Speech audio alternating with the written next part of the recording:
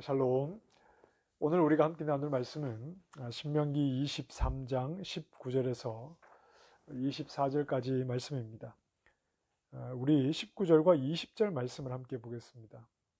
내가 형제에게 구워주거든 이자를 받지 말지니 곧 돈의 이자, 식물의 이자, 이자를 낼 만한 모든 것의 이자를 받지 말 것이라. 타국인에게 내가 구워주면 이자를 받아도 되거니와 내 형제에게 구워주거든 이자를 받지 말라. 그리하면 내 하나님 여호와께서 내가 들어가서 차지할 땅에서 내 손으로 하는 범사에 복을 내리시리라. 아멘. 오늘 말씀에는 세 가지 어떤 상황을 말씀합니다. 하나는 형제에게 이자를 받지 말아라. 그리고 또 하나는 여호와께 서원한 것은 반드시 갚아라. 그리고 이웃의 포도원이나 또 곡식을 어떤 소량은 취할 수 있다. 이런 내용의 말씀입니다. 자, 먼저 19절과 20절에서 만약 형제에게 돈이나 식물은 이제 양식을 가리키는 말이죠. 그리고 그 외에 무엇이든지 빌려줄 때 그것에 대해서 이자를 받지 말아라. 자, 누군가 이웃에게 돈을 빌린다거나 또 양식을 빌린다는 것은 그 사람이 매우 가난하다는 말입니다. 요즘 같이 어떤 투자를 목적으로 돈을 빌리는 그런 차원이 아니라 먹고 살기 위해서 돈을 빌리는 그런 경우입니다.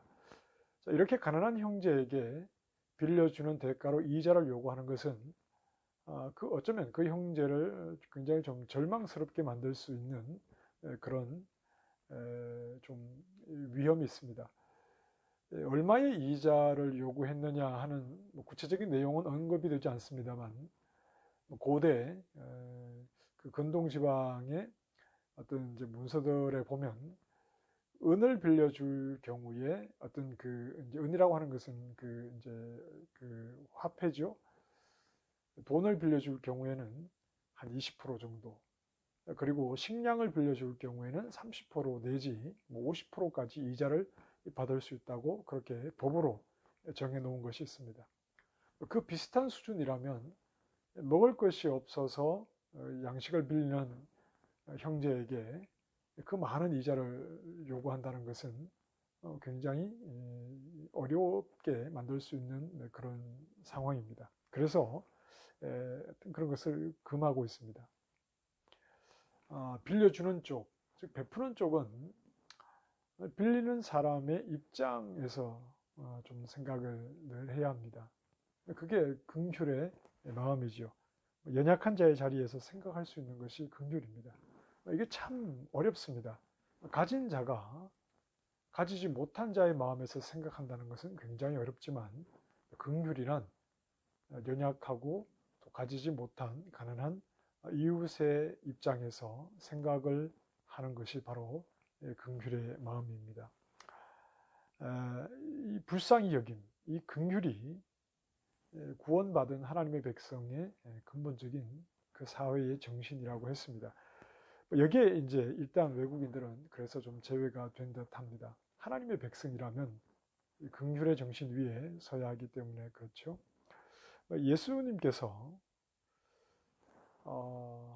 우리에게 긍휼을 보여주시죠. 연약한 우리의 몸을 입으시고 우리의 자리에 서셔서 우리와 똑같이 어려움과 시험을 당하셨습니다. 그래서 우리의 연약함을 동정하지 못하실 분이 아니다. 성경은 이렇게 말하고 있습니다. 연약한 자의 입장에서 생각할 수 있는 그 자리에 함께 설 수 있는 이 긍휼의 마음이 우리에게 필요하다. 자, 그리고 이제 24절을 보시면 24절과 25절에서는 역시 좀 굶주리는 가난한 백성들에 대한 내용입니다. 이웃의 포도원에 들어갔을 때 그 포도를 배불리 먹을 수 있다고 그랬습니다. 포도를 배불리 먹어서 굶주린 배를 채울 수 있으나 그러나 그 포도를 그릇에 담아서 와서는 안 됩니다. 그리고 25절에도 이웃의 곡식밭에 들어갔을 때 그것을 손으로 취해서 먹을 수는 있지만 낫을 가지고 가서 이웃의 것을 자기가 수확을 해서는 안 됩니다. 자, 이 긍휼함 위에 세워지는 하나님의 사회는 가난한 자들을 위한 배려가 있습니다. 그러나 자신이 가난하다는 것이 당당하게 이웃에게 도움을 요구할 수 있는 그런 정당함은 아닙니다. 자신의 가난함이 이웃이 자신을 돌보아야 할 책임으로 요구되어서는 안 된다 하는 말입니다. 그런 것 때문에 자신의 가난함 때문에 이웃에게 피해를 주는 경우가 있어서는 안 됩니다. 가난하기 때문에 마음대로 할 수 있는 것이 아니라 하나님의 그 긍휼 위에 세워진 하나님의 긍휼을 실천하는 그런 공동체이기 때문에 가난한 자도 살아갈 수가 있는 것이죠. 그러니 가난한 자는 당당하게 요구할 것이 아니라 오히려 자기를 품어주는 사회에 감사한 마음을 가져야 합니다. 우리 역시 연약하게 짝이 없어 의에 줄이고 목이 말랐던 자들이지만 예수 그리스도 안에서 배부름을 얻게 되었습니다. 그러므로 우리는 언제나 예수 그리스도 안에서 이루어진 하나님의 나라, 이 공동체 안에서 늘 감사한 마음을 잊지 않고 살아가야 합니다. 자, 그리고 이제 21절부터 23절 말씀에는 가난한 자가 보호받는다는 것보다 더 중요한 것이 있습니다. 자, 오늘 이 본문의 세 가지는 각각의 메시지가 있겠지만 좀 연결을 해서 좀 생각을 해볼 수도 있을 것 같습니다. 가난에 대해서 좀 초점을 맞춰서 좀 연결해서 이 세 가지를 생각을 해보려고 하는데, 서원에 대한 말씀을 하죠. 서원은 여러 가지가 있는데 그 중에는 사람을 드리는 서원도 있습니다. 가장 대표적인 것으로 이제 한나가 사무엘을 하나님 앞에 서원해서 아들을 서원하죠. 낳게 되면 하나님께 드리겠다고. 그래서 이제 사무엘이 하나님 앞에 드려지는데, 일반적으로 이미 하나님께 드려진 사람들이 이제 레위 사람들이 있기 때문에 사람이 자신을 서원할 경우에는 돈으로 바꿔서 하나님 앞에 드리는 그런 이제 경우가 있습니다. 레위기 27장에 그래서 각 사람에게 정해진 금액이 있는데 나이에 따라서 만약 가난한 사람이 자기 자신을 이제 서원하기로 해서 그 돈으로 바꿔서 드리고자 할 때 좀 금액이 클 수가 있지 않습니까? 그럴 경우에는 제사장을 만나 제사장이 그 사람의 형편에 맞게 그 금액을 다시 조정해 주는 그런 경우가 있습니다.